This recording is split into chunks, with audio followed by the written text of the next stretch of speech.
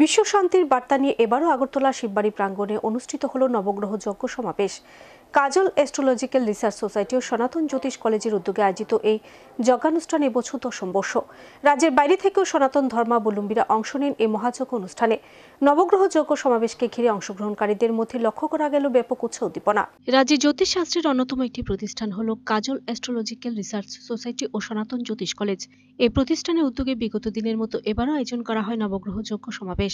রবিবার সরকারি ছুটির দিন রাজধানী আগরতলা শিববাড়ি প্রাঙ্গণে ধর্মীয় রীতিনীতি মেনে অনুষ্ঠিত হল এই যজ্ঞ সমাবেশ।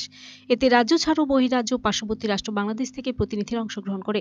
১০ম নবগ্রহ যজ্ঞ সমাবেশকে ঘিরে অংশগ্রহণকারীদের মধ্যে লক্ষ্য করা যায় ব্যাপক উৎসাহ উদ্দীপনা। এই নবগ্রহ যজ্ঞ সমাবেশ প্রসঙ্গে রাজ্যে বিশিষ্ট জ্যোতিষ শাস্ত্রবিদ ডক্টর প্রণব শেখর চৌধুরী জানান, যজ্ঞ করলে মানবদেহের সমস্ত অশুভ প্রক্রিয়া বিনাশ হয়ে নতুনভাবে জীবন তৈরি হয়। যজ্ঞের ধোঁয়া ও তাপমাত্রার নতুন অনুভব সৃষ্টি করে মানব জীবনে। অতীতে দেখা গেছে যজ্ঞ অকল্যাণে কল্যাণ সাধিত হয়েছে এবং দুরারোগ্য থেকে অনেকে মুক্তি পেয়েছে। তাই এ ধরনের অনুষ্ঠানে প্রত্যেকের আরও বেশি করে সামিল হওয়ার আহ্বান জানান তিনি।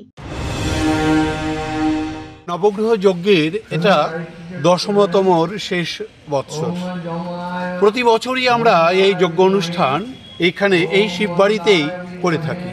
শিবের বাসভূমি, এই পুণ্য জায়গা ভারতবর্ষের বিভিন্ন জায়গার মতো ত্রিপুরার এই শিববাড়িটাও পুণ্যভূমি। তাই আমরা এই জায়গাটাকে সিলেকশন করেছি। জেনারেলি যজ্ঞ অনুষ্ঠান করার জন্য কতগুলো বিশেষ প্রয়োজনীয় জিনিস রয়েছে, তার মধ্যে শিববাড়ি উল্লেখযোগ্য। এনভায়রনমেন্ট এটা অসাধারণভাবে যজ্ঞ অনুষ্ঠানে সহায়তা করে। জপ ধ্যান পূজা পাঠের জন্য নীরবতা অত্যন্ত প্রয়োজন। তাই এই শিববাড়িটাকে আমরা ঠিক করেছি। এই যজ্ঞ অনুষ্ঠান করলে মানব দেহের সমস্ত যে অশুভ প্রক্রিয়া আছে তা বিনাশ হয়ে নতুনভাবে একটা জীবন তৈরি হয়। যজ্ঞের এই ধোঁয়া, যজ্ঞের এই হিট, তাপমাত্রা আমাদেরকে নতুন ভাইব্রেশন তৈরি করে দেয়। আমরা দেখেছি বিগত বছরগুলিতে এই যজ্ঞ অনুষ্ঠান করে অবিবাহিতের বিবাহ হয়েছে, অকল্যাণ যাদের জীবনে হয়েছিল তাদের কল্যাণ সাধন হয়েছে এবং দুরারোগ্য ব্যাধি থেকে অনেক লোক মুক্তি পেয়েছে। আমরা এই যজ্ঞ অনুষ্ঠানের জন্য সুদূর ভারতবর্ষের বিভিন্ন জায়গা থেকে এমনকি বাংলাদেশ থেকেও ঝাঁকে ঝাঁকে লোক এসে এখানে এই যজ্ঞ অনুষ্ঠানে ব্রতী হয় এবং এই যজ্ঞ অনুষ্ঠানটাকে পরিপূর্ণ করে তোলে।